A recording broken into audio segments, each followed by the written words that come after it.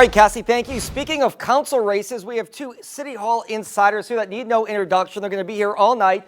Councilwoman Leslie Harris, Councilman Joe Giarrusso, providing insight you can't get anywhere else. First off, thanks for being here. So happy to be here. Let's jump into these council races. District JP Morrell's seat at large. It seems like he's not a shoo-in, but he's a heavy favorite to go back into office. Yeah, I think that's absolutely right. He's run a really good campaign. His marketing is amazing, and I think he has really done a great job of campaigning and getting out there. All right, let's talk about this race now, the one we just covered, the one between Delisha Boyd, Matt Hill, and Matt Willard.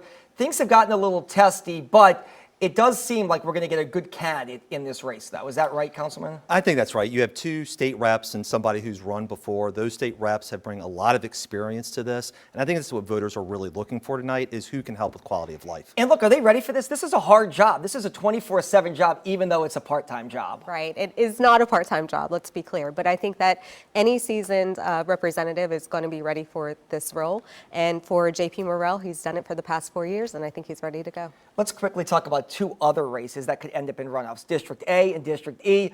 We'll start District A with you, even though it's Councilman Giarrusso's district. District A has 5 candidates. It's probably going to end up in a runoff tonight. Probably. It's likely to be Amy McCarron and Holly Friedman, both who worked for Councilmember Giarrusso.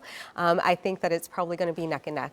And you didn't back anybody in this race, but a lot of people are trying to hitch their wagon to you at this point. Yeah, it's been interesting because I think they both want to be, this is the way that Joe did it, and on the other hand, I'm my own person, and that's a very tight rope to walk. And really quickly, as we wrap up here, District E, a lot of candidates in that race, probably going to end up in a runoff. I know Cindy Wynn, the former councilwoman, and also Jason Hughes, the state rep, are kind of considered favorites there. Yeah, I think, again, like A, it's going to be a toss-up. They're both running really good campaigns, and we'll see what happens tonight. I guess you agree with that, too?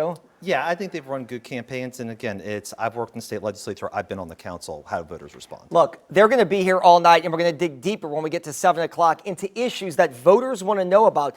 Quality of life needs, infrastructure needs, law enforcement. We're going to have all these topics coming up at 7 o'clock. We appreciate y'all coming in studio. Thank you. Thank you. All right, Gina, Sella. Well, before we get to Gina and Sella, let's talk about this really quickly. If you're a football fan, you can watch Michigan USC. It's on our sub-channel, MeTV. That's 6.2 on antenna, channel 136, 185 on Charter Spectrum, and channel 197 on Comcast. Our election programming starts at 7, but if you want to watch Michigan USC, it's on MeTV.